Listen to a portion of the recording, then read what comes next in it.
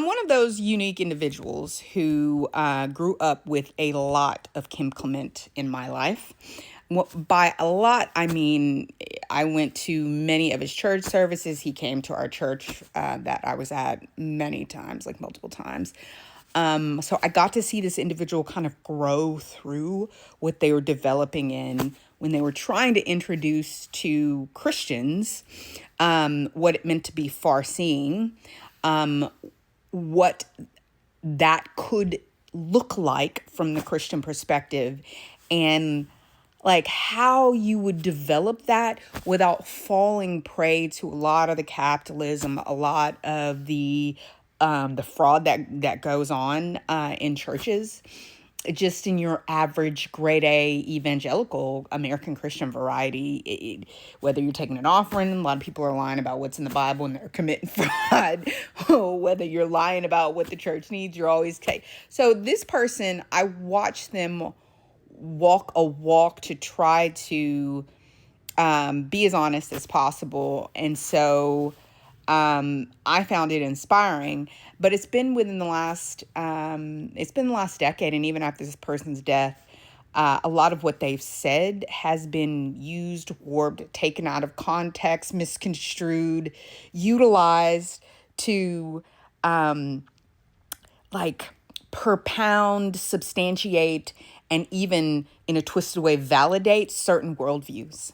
And I know that this person, because I'll be breaking down a bit, because I've tried to stay out of it, not because we were personally friends with Kim Clement. I just kind of like grew up, a part of my growing up, and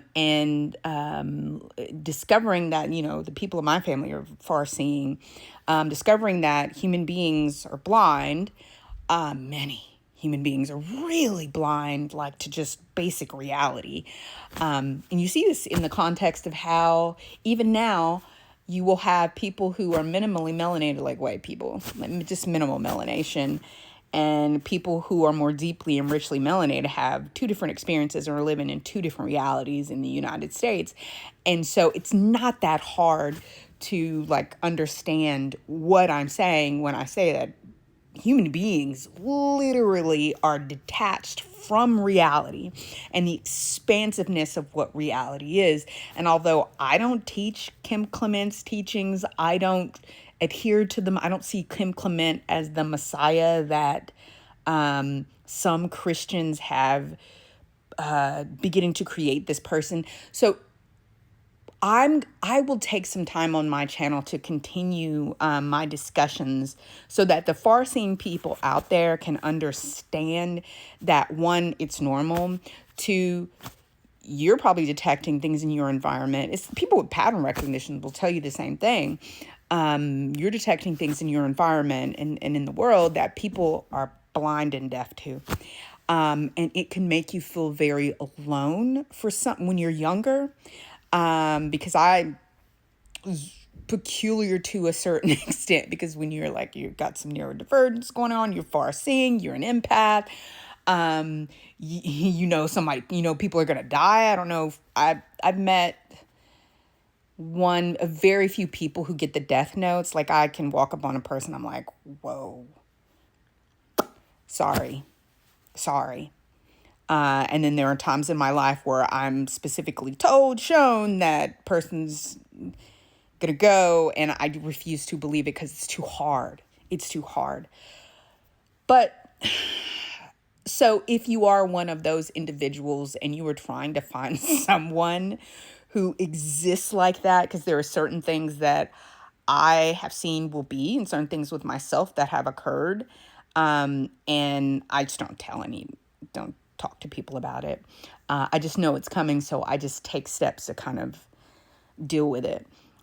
But to the point, we need to start doing a postmortem on Kim Clement. And I have struggled in part with how I want to approach this subject, because I don't want to demonize a person who much of what they was saying oftentimes is taken out of context, not believed, I think there was points where he was believed to be evil, he was demonized, and then Christians took this dance, I was about to say a waltz into the prophetic, and you've had a litany of prophets for profit, who have really destroyed what being the implementation of being a far seeing person, because people need to people need to understand a lot of the stuff is just genetic. You can do it or you can't. You have the ability or you can't. Kim Clement used to try to help people to understand that human beings, which is my same understanding from my own gift. And it's not even a gift, it's just a capacity. So a lot of people, he tried to teach people, you can, and he's right. And I say that from my own experience. You can look at a person, and some people, I can peer into you, because all of who and what you were, your whole life story is just right there. You're going to get a taste of it through AI. I'm gonna let that, and I'm gonna, you know what? I'll give you a 3 second spill. AI is gonna come to a point to where you will have an aggregation of data. This is what they're going for, which is you don't want this, you don't want it, because what it's gonna be used to do is to discriminate against you. And so, what they're trying to come, you have the Peter Tills, you have the Musk, you have the Apples, you have all these people who are, some of them are liars. There's ones, that's too much information for y'all.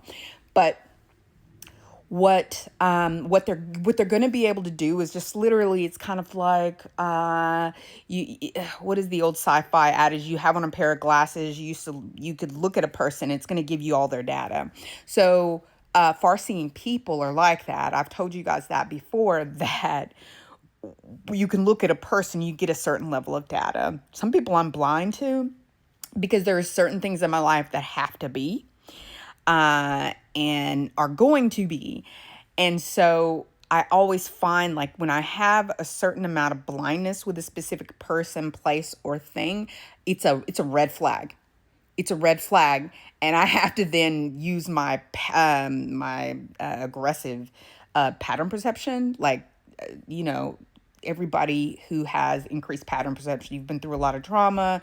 You had to walk on eggshells when you were little. You also have some neurodivergence. You have an exceptional amount of pattern perception, and right now you should be getting extreme alarms. Extreme alarms about the time that we're walking through. If so, that's one way you can test yourself about trying to figure out whether or not you have pattern perception and increased pattern recognition. And if you're also wondering, when I was in school, we did like advanced placement tests and all kinds of things. And so I tested near perfect on pattern recognition, being able to, if you can throw it into a pattern, if it comes to me with a pattern associated with it, my survival instincts compounded over time take stuff and they aggregate data. Well, AI is going to do that for you. And what they're going to do is they're going to sell it. They're going to sell it in ways that, one, you're seeing now, in ways that you may not expect it. It's why everything all these apps and stuff are free, because they're collecting all your data. Like, people think ChatGPT and TikTok, when they're able to guess songs and things about you, it's patterns. You're giving everyone this information, they aggregate it, they purchase it, and then they make pitches to you based on that. Well, in the future, you're going to be able to be discriminated against harshly, swiftly, and it's just going to be that way. This person has this amount of debt, money, this person's parents, and they may be able to go back a couple of generations depending on how much data that they've paid for, and that they'll be able to discriminate against you. But I do have to say, I'm sorry, I didn't mean this to be that long, so I will be cutting this up, but I think I'm going to make a second video because I need to start talking about Kim Clement, and then we're going to have to move forward. I'm going to start talking to many of you in deconstructing spaces about Kim Clement, about being far-seeing much more than I have, because there are some things that are coming up. It's kind of like what I told you about those storms, and I've told you about other things, and I was right. You need to know that we are about to walk through some time.